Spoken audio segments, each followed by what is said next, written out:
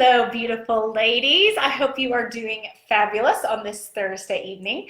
I have not done a Facebook Live in a while. I was actually in Florida for the Hurricane Michael and had to come back home and retreat from that. So, but no injuries, no damage on our end. But I wanted to say hello and check in with everybody. And I've had lots of you asking about my upcoming wedding. And so that is going to be here in about a week and a half, October 22nd. So it is coming up very quickly, and I can hardly believe it. It does not seem like it's just gone by so quickly. And we are very excited. I will definitely post pictures of my wedding dress and all the, everything happening there. We are getting married on the Amalfi Coast in Italy, and it's actually just going to be us two.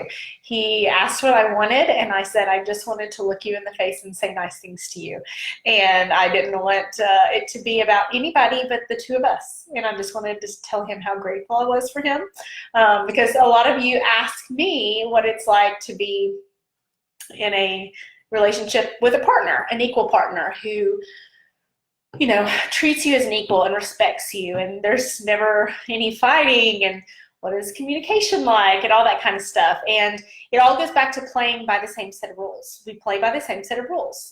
Sometimes he wins, sometimes I win. Tonight at dinner, it was trying to pick out a place to eat. It was, no, you decide where you want to go. And I'm like, no, you're eating early and you don't really like to eat early, so you pick the restaurant. And he's like, no, I know you didn't have lunch and you're hungry, so you pick the restaurant, And then we went to pick out a refrigerator.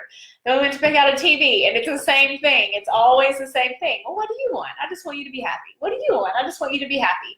And it's a really lovely thing. It's a really peaceful place. I was telling a client today about a time I said, we're talking about fulfillment in relationships, and she was, talking about someone like finding a love relationship to fulfill her. And I said, well, let me be very honest. As soon as this ring hit my finger, I didn't turn into a different person. As soon as I met him, I didn't turn into a different person. He didn't do the healing for me. It's lovely to have someone to be along on the journey. My blood pressure, I was telling her my blood pressure probably goes down 10 points every time I'm around him, rather than up 100 points, right? So my blood pressure is always, he's the most peaceful place in my life. Absolutely, hands down, the most peaceful place in my life. And I was telling her a story about our first Christmas together. And his grandfather was dying. His grandfather was in a wheelchair, and his mother was the caretaker. And so his grandfather actually had gone to the bathroom on himself in the wheelchair right before Christmas. And you can imagine this poor woman. She has her son's girlfriend there for the first Christmas. She's trying to make the food. She's trying to take care of everything. And her invalid father poops on himself, like in the driveway. I mean, I felt so sorry for her. And you could tell she was really stressed out, and Ben got really stressed out. And I remember just like putting my hand on his chest, and I was like, it's okay. It's okay. And that was it. It wasn't turn into this like, and how dare you, and flipping around and craziness of the toxic relationship. And so I know I'm that peaceful place for him too. So it's about playing by the same set of rules. That is the number one thing I would say about a non-toxic relationship. Now, sometimes you have different duties. For instance, he, actually loves, we're in the middle of building a house, and he loves doing all that stuff and looking up, he watches HGTV, and I just basically want to spend all my time talking about toxic relationships and helping women. And so he's like, okay, cool, do your thing. And it's really, so it's not as if we always have to do the same things. We have different duties within our relationship, but it just fits together. So I know a lot of you have questions about that, and what a healthy relationship feels like, and what that, the difference, and how to do it. So I had someone ask me a really interesting question this week, and they asked me how long it takes to heal. Okay, how long it takes to heal after a toxic relationship.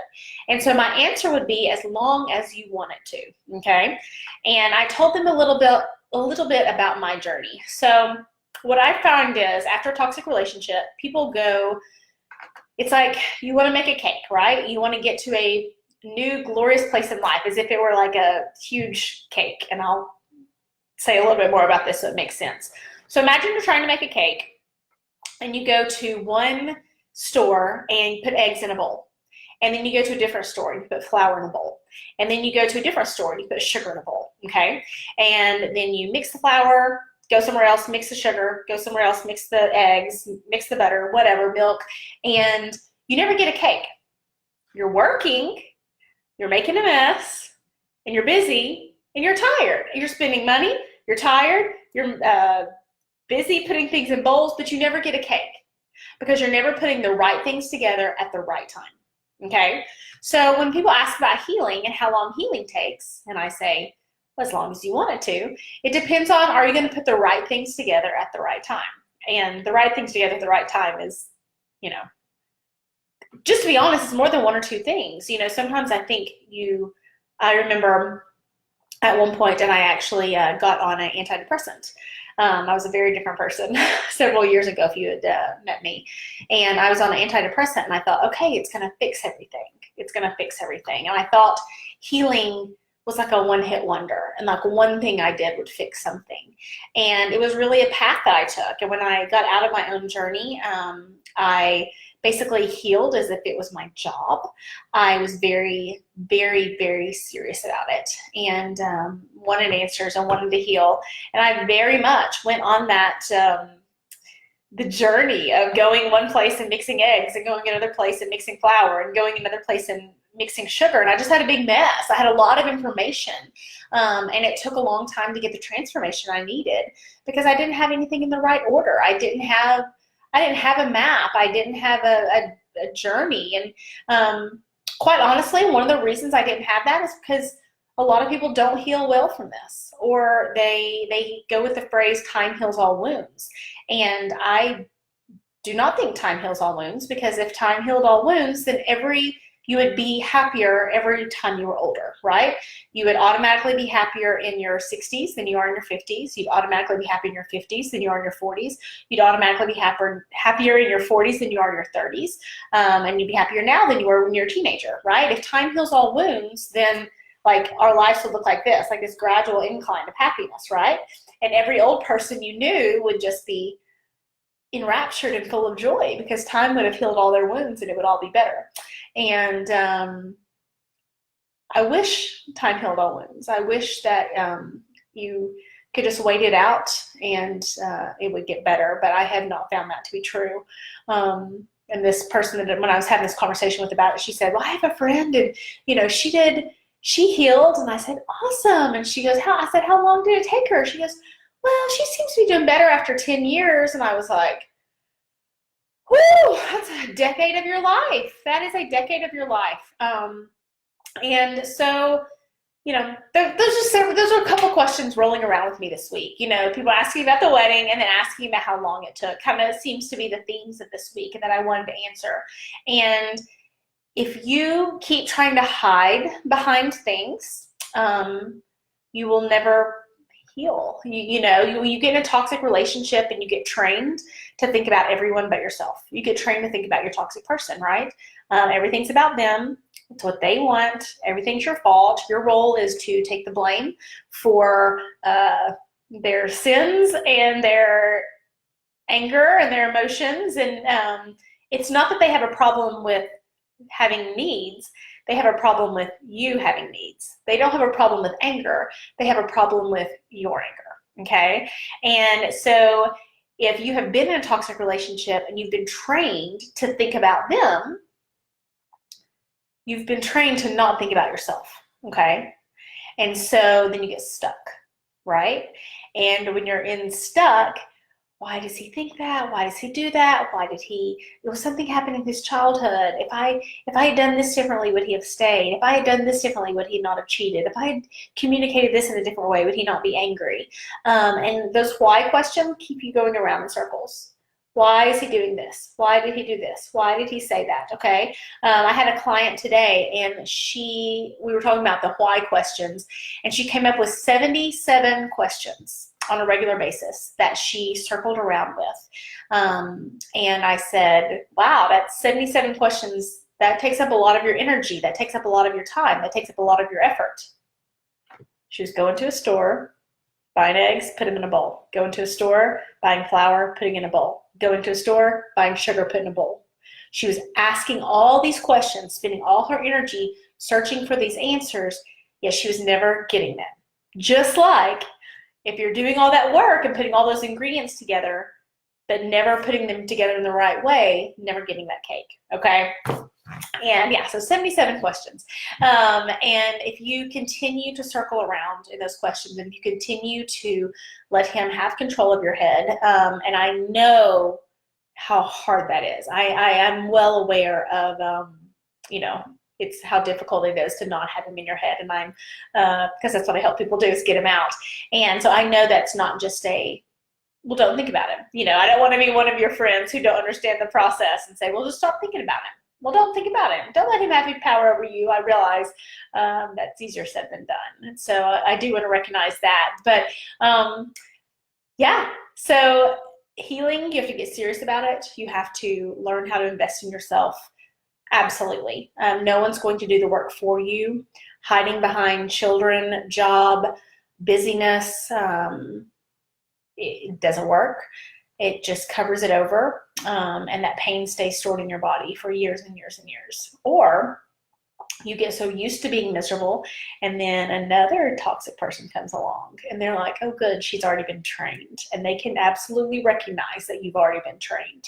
And they come along and they think, oh, this will be easy. And then another person comes along and they think, oh, this will be easy. And that's one of the reasons it is so important to heal. But the most important reason to heal is so he doesn't win. So he doesn't get the rest of your life. So the last 10 years don't look like the next 10. Because when I was talking to a client today, she said it was like there was a chain around her neck. And every time she thought about him and every time she tried to move forward, it would like jerk her back. Almost like Princess Leia, like she has a chain around her neck and there's that big long Jabba the Hutt chain or whatever. And, so every time she tried to move forward, he would jerk back. And every time he would try to move forward, he would jerk back. But sometimes he wasn't even jerking the chain. It was the memory of him jerking the chain. It was trying to go for a new promotion and her saying, I can't, I'm too stupid. I'm not worth it. I can't do it. I can't. Or getting in a new relationship and a nice guy comes along and having, oh no, he's going to be bad. Oh no, he's going to hurt me. Oh no, that's probably a red flag. And it's just, if he is still in your head, he might as well still be in your bed. Because if he is still in your head, then he's still with you at dinner. He's with you on that next date. He's with you when you try to talk to your children. He's with you when you try to get a promotion. He's with you when you try to relax in the evening. He's with you when you wake up in the morning. But you get none of the benefits of the relationship and all the pain. Because every time you are living out that pain in your head and living it out over and over and over and over and over again, it's like you are getting abused over and over and over again. We get shot once and we replay the shot 1,000 times. And our bodies feel like we're getting shot again 1,000 times. And that is one of the reasons so many women develop health problems, MS, breast cancer, any type of nervous system disease, even arthritis, because it's that stress. It's not getting abused once. It's replaying that abuse for 10, 15, 20 years. And to your body, it's happening over and over and over again. And so I just want to throw that out there. So there's some questions, and that's kind of a hard conversation, but I am not doing you a service if I'm just handing out Band-Aids. It's like going to the doctor's office and saying, your foot's hanging off and your foot's broken, and the doctor goes, oh man, your toenails look so good. Did you get a pedicure? And it's like, my foot's broken. Yeah, but I just want to make them feel better. So I'm going to talk to them about a pedicure, and it's just like, that's unethical. And I do want to be ethical with you on what it takes to heal, and the diligence it takes, and the change it takes. I see a lot of people surviving after a toxic relationship, not a lot of people thriving. I see a lot of people existing but not living, and those are two very, very, very different things.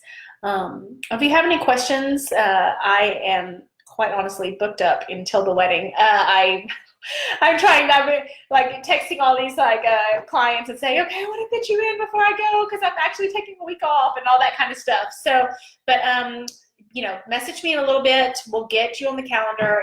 I'll figure out a plan to talk to you. But it's like heart and brain surgery.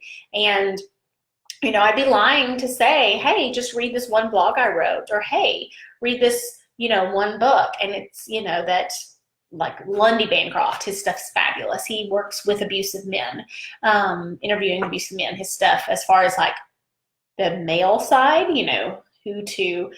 why the men do this and stuff, is fabulous. But it's not going to fix it. It's a transformation needed. It's a real overhaul. And I would be doing you a disservice if I said, because a lot of you are asking, oh, you're in a healthy relationship. Oh, you found love. Oh, it's like a fairy tale. And it is.